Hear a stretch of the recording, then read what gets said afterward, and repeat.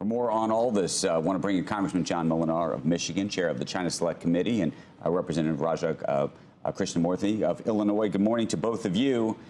Congressman, I'm curious how much you think that the move by the Biden administration is political in terms of how he's competing right now with former President Trump in terms of this election versus strategic.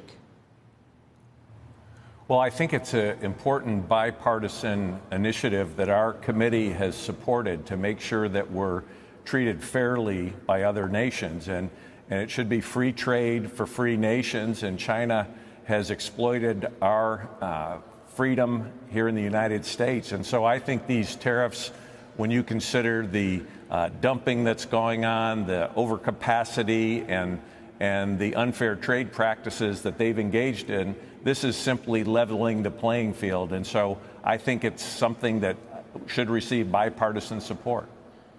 How concerned are you about this being inflationary? Well, I think that, first of all, we want to encourage jobs here in the United States. We want to encourage investment here, and we want to make sure we're protecting the international trade, the order, working with like-minded countries.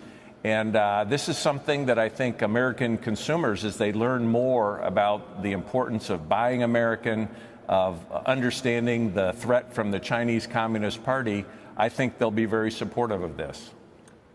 Congressman Krishnamurthy, I just want to tell you, the NRF, in terms of the Retail Federation, calling on the president to reverse course, suggesting that the tariffs will hit U.S. importers and therefore U.S. customers. What do you make of that? I see where they're coming from, but on the other hand, I think that our constituents don't want an unlevel playing field, which exists right now.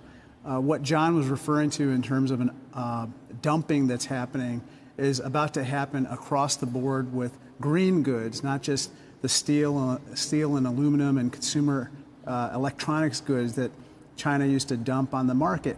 Now, what we mean by dumping is that they price them at such levels that they basically destroy American industry and their competition, and in the process then become the sole source of many of the products that we depend on in the future, whether it's personal protective equipment or, for that matter, EV batteries. And so we want to make sure that even as we trade with them, that we protect American industry. And I think Americans generally are willing to pay a little bit more to make sure that's the case. Right.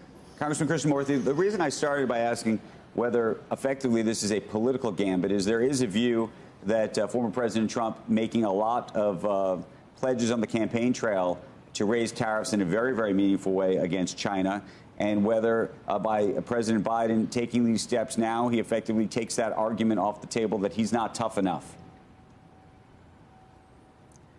Well, I think that, good policy is good politics. I think this is something that the American people want, our constituents want. With regard to who's tougher with regard to China, I would just say that President Biden has been much more methodical about making sure that not only are we dealing with economic aggression, but also military aggression and technological aggression that the CCP has practiced against Americans compared to the Trump administration. All that being said, I think that we are standing here in a bipartisan way to support the president's moves today.